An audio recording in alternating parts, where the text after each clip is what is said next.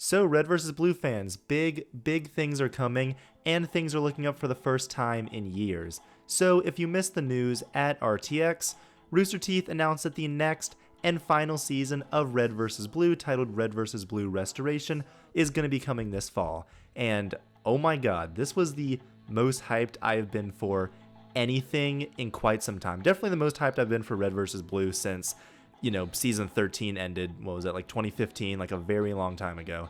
So yeah, this is big news, and it's actually going to end. Red vs. Blue clearly has been in a weird sort of limbo state since Zero released back in like 2020, and everyone knows by now, Zero was really bad, extremely poorly written, overacted performances, over-animated, overdone, over-choreographed action scenes, just terrible treatment of established RVB characters like Tucker. It was really bad. Everyone knows that, and the director responded to all this criticism poorly, and it's been discussed quite a bit since release. And I did make a big video on Red vs. Blue, including Zero, a few years ago after it came out, so I'll leave a link in the description if you do want to check that out. But yeah, rewatching Red vs. Blue a couple years ago for that got me really kind of reinvigorated my interest in the series, and I've been a Red vs. Blue fan for 10 years, since the days of Halo 3. I love Red vs. Blue. So yeah, new season, I am super interested. And we got a trailer and we got some information, with the biggest piece of info being that it is being written by Bernie, who I don't think he hasn't written an episode of RVB since the season 13 trailer, and then a real episode since that episode with Carolina and Church in season 12. But altogether, he hasn't actually been consistently writing the show since season 10, obviously when his long 10-year story ended. And this is awesome. Bernie obviously is, one of the key creators of Red vs. Blue. His writing has sorely been missed for a very long time. And, there's a reason everyone loves those first 10 seasons. They were such a tightly interwoven story with such strong characters. Bernie did a phenomenal job with. Everything just came together with Monty's animation and all that goodness that made Red vs. Blue the phenomenon it was. And I do think Miles did a pretty good job writing the Chorus trilogy. I know some people have mixed emotions on it or aren't the biggest fans or think it should have ended right after Bernie did, but I have personally always been a huge fan of it. And especially season 13, I think it ended very, very strongly with that season 13 finale with Church's Sacrifice. Clearly after that, season 14 is fine, it's an anthology, you kind of know what you're getting. I was cool with it. But once season 15 hit, the series clearly started going downhill, and especially once the Shizno trilogy got going, that was a mess, and everyone knows that season 16 is not good. And at least season 17 kinda ended on a decent note, but it's still, I think by that point the world had been destroyed so much and characters had regressed so much that I was just not happy with what those seasons had done in total. So yeah, Bernie coming back to write it obviously is a very good sign. And we got the news that Matt Hullum will be coming back to direct it, who also, other than I think one episode in season 14, the live action episode they did, he has not consistently directed also since season 10. So this is super exciting. Obviously, they're trying to make a clear attempt to bring back what made Red vs. Blue so good. Not on a superficial level, not, bringing back Tucker in RVB 0. No, I know, and I think everyone would agree that Bernie will do his best to end the series that he pioneered and he created with these characters he loves and end it on a strong note. Same thing with Matt. So that's not, anything to be worried about. Now, when it comes to the season itself, we did get a prologue released, which I guess is technically the 0th episode, but it's kind of what we're going with as the trailer for Restoration right now. And this trailer is incredibly interesting. Just from a tonal sense, it very much, for me, was kind of taking it back to the more mature, grounded story of those first, let's say, Red vs. Blue seasons 6 through 10, not really Blood Gulch, but kind of that second half of that 10-year-long story. It was kind of taking it back to a much more mature, grounded, just, not all the crazy, nonsensical gods, mystical stuff that they kind of brought in with the Shizno stuff.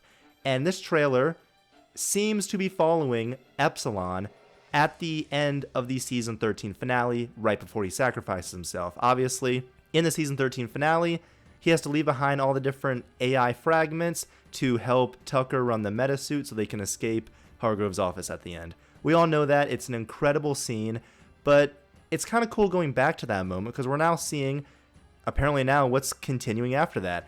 And, okay, so this trailer has Epsilon looking at all these different computer monitors of all of Red vs. Blue. Not, just the recent stuff, but it's all of Red vs. Blue, seasons 1 through 18.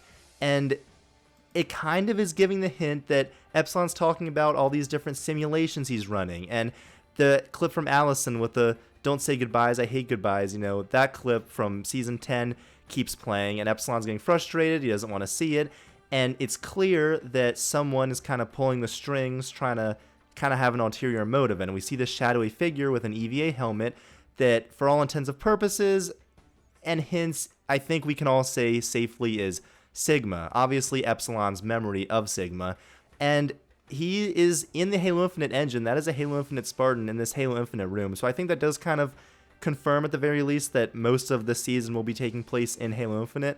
I don't know how that's going to work with coatings and the complete mess that Infinite's customization is, but we can see that at least this Sigma Epsilon kind of character is going to be probably sporting an EVA helmet in Halo Infinite, so that's still cool.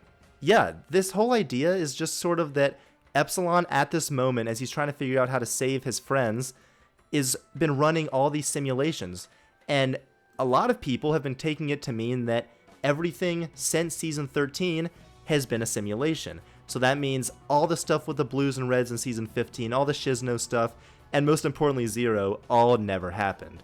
Now, let's unpack that for a second. Is this a good thing? I think most people would agree yes and no. Season 14, the prequel episodes, I don't think are even a risk for being gone. I like the Felix Locust stuff, I love that. All the stuff with like what happened right before Blood Gulch with like Captain Flowers and all those episodes I really like and are cool world building. So I don't think we have to worry about any of that. Now, the stuff in season 15, 16, and 17, that's where things might get a little dicey. And obviously, a lot of those seasons weren't great, but I don't completely want all of it to be retconned. Now, I think if I did have to choose between it being completely retconned and not completely retconned, I think I would still choose the completely retcon just because I think season 16 did so much damage, once again, conceptually with these gods and all the stuff that season 16 did. But also, those seasons did have a lot of good stuff too. Season 15 I think is a pretty decent epilogue to Church's death. I think it does some interesting stuff for Caboose. I think the whole idea of I think Griff had some interesting stuff going on. It kind of brought Locust back with his redemption a little more. Season 15 I think is pretty decent. The only thing I didn't like about season 15 was the whole aspect that the Reds and Blues were chosen to be, exact duplicates of the Blues and Reds. I thought that just kind of cheapened their, existence. That just made them not as unique, and I wasn't really on board with that. But a lot of stuff in season 15 I was okay with. And season 16, there's not a whole lot I like, but it still even got the ball rolling on Wash's brain injury, and Donut had some development, and Sister got some more to do, and Griff also had some more to do once season 17 started going on. And season 17 isn't great, but it did end on a decent note. That last moment where they're all going back to make sure Wash's injury does happen with the Blood Gulch Blues playing, and it's a sad moment. And I think that some characters heavily benefited character-wise and development from the Shizno trilogy. But then, of course, some characters regressed and then had to go back to this point where they were at, say, at season 13, mainly talking about Tucker, who I thought was done pretty dirty in the Shizno trilogy, so it's tough. But I do think that kind of going back and retconning these seasons isn't the worst idea. It is, part of me thinks it's a little cheap just going back to the last thing that was, critically acclaimed, but if you should continue the Red vs. Blue story and kind of give it an epilogue and ending, I think you should do it at the most, pivotal moment that the kind of series last had, which was the death of Church. That's a huge thing. So I understand this decision. And obviously Zero, that can go down. I don't ever want to think about Zero again. I don't want to see anything about Zero. I'm okay with that. So it is unclear exactly if there is going to be a retcon completely or if there isn't, but the simulation fact is what a lot of people are thinking. And just the way that the trailer has things framed. When Church is mainly talking about all the different simulations and it goes a lot closer, then it mainly is showing stuff from season 14, season 15, season 16, season 17. So that kind of, implies to me a little bit more that, yeah, these were definitely simulations. And then Sigma even says, like, I think he's like, what, you think this is, like, really possible or something? And then Epsilon's like, oh, that's just cool. When he's talking about Zero, which, the action surface level, when you look at it for a sec, is kind of cool. Yeah, and then Epsilon's just like, if I can run enough simulations, if I can, try this enough times, maybe I can help them through this and get them ready and they can win. And it does, of course, kind of keep implying that that figure is Sigma. He's like, I need to restore what once was great. And then Epsilon's like, oh, you mean the Alpha and stuff. And so it is kind of implying that. And I think that makes sense. I think going back to the world of the AI, the world of the fragments, and all the stuff from like season 9 and 10 is some of the most interesting stuff in the series. That obviously is the plot, really. That's what the plot is centered around for those first 10 seasons. So I think that's a good call. And I'm just super interested, and I really don't know what to expect from this. The retconning simulation stuff is obviously the biggest takeaway from this trailer, other than it does seem to confirm Halo Infinite, and I can't really tell Church's model in this trailer what... It kind of looks like Halo 5 to me. I think that's like the Halo 5 model for the Mark 6, but I can't really tell. Let me know if you were able to specifically notice. But yeah, that's what this prologue gives us. I am ridiculously excited. There's not, I feel like, much else to say. I have seen some kind of interesting theories where, like, people think maybe Church will still die, say, right when season 19 starts, but then all the different fragments that he leaves behind will have the different memories of the simulation. So maybe, like, Delta has the memory of Caboose's coming to terms with Church's death stuff from season 15, and then Caboose gets the Delta AI, and maybe, like, they can find some way to kind of take what still happened in those quote-unquote simulated seasons and then apply that character growth to the characters post-season 13, which also is kind of cheap, and I don't love the idea of that, saying it out loud, but there's a bunch of different ways they could do this, and I really don't know what they're going to do, but that's why I'm excited, because for the first time since season 15 was, like, first announced, I am genuinely really curious what Red vs. Blue is going to do. And of course, this is the finale. This is the end. We will never see these characters again after this, hopefully. So what are they going to do? I don't even know exactly what I would want from a Red vs. Blue ending, like what a perfect ending in my mind would be, but I know that Bernie will know what to do, and hopefully he can just make the right decision with choosing to make so many of these later things retconned and make them simulations. And it is kind of cool in this trailer still that we get to see, like, Delta and Theta and all the different AIs again, and kind of all with new different models. Like, Gamma has, like, a really weird one. So yeah, I'm just excited. It obviously was nostalgic, going right back to that moment from season 13. All the clear throwbacks to that with the fragments, like, showing up, the same, like, ending line. I am really excited, and I'm curious to see kind of Sigma as an antagonist again, and I'm curious to see how much Epsilon is actually going to be in it. I don't know. I think that's all I really have to say, but the Red vs. Blue community has been talking about it. It's great to see people discussing the show again.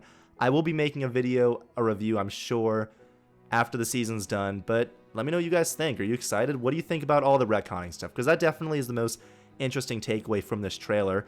Do you think it's a good thing? Do you think it's a bad thing? And what else from the trailer did you kind of notice? I think we all kind of, know Sigma's going to be in it and probably the antagonist, but what do you think the plot's going to be? What do you think the story's going to be? And how are they going to treat all the retcon simulation stuff? And just what are your predictions? And are you optimistic? Do you think Bernie will bring it home? Because I'd like to think he will. And maybe I'm just being optimistic, but I'm excited, and I think he'll probably do a good job.